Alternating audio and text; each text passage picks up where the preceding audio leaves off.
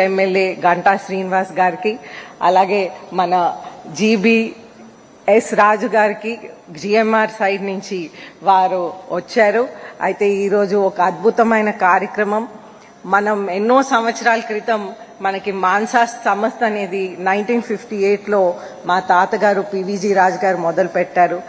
అయితే ఈ సంస్థ మొదలైన ముందటి నుంచి మా కుటుంబం ఈ ఎడ్యుకేషన్ ఫీల్డ్లో ఉంటూ ఉత్తరాంధ్ర ప్రాంతాలకి ప్రతి గడపకి ఎడ్యుకేషన్ అందించిన ఘనత మా కుటుంబంది. అలాగే మనం చూస్తుంటే ఎక్కడో మనం చాలా స్లో అయ్యాం.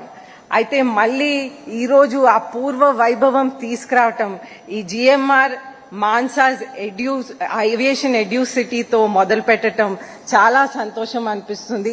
మనం ఒక ఆల్ రౌండ్ డెవలప్మెంట్ అనేది మన ఉత్తరాంధ్ర ప్రాంతానికి మాత్రం క్రియేట్ చేస్తూ ముందుకు వెళ్తా ఉన్నాం. కానీ ఈరోజు మనం ఓన్లీ ఉత్తరాంధ్ర కాకుండా నేషనలే కాకుండా ఇంటర్నేషనల్ ఏవియేషన్ యూనివర్సిటీ ద్వారా మన ప్రాంతాన్ని ఇంకా బలోపేతం చేయటానికి ప్రయత్నాలు అనేది జరుగుతూ ఉన్నాయి.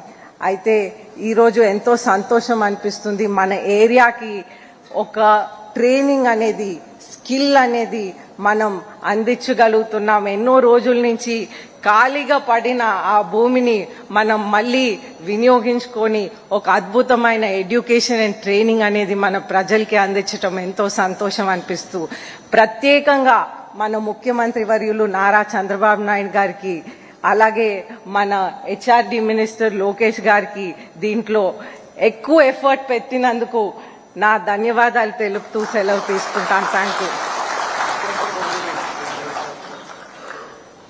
ధన్యవాదాలమ్మా. ఆంధ్రప్రదేశ్ రాష్ట్ర శాసనసభ సభాపతి వర్యులు గౌరవనీయులు శ్రీ సిహెచ్ అయ్యన్న పాత్రుడు గారిని విచ్చేసి వారి సందేశాన్ని అందించవలసిందిగా కోరుతున్నాం.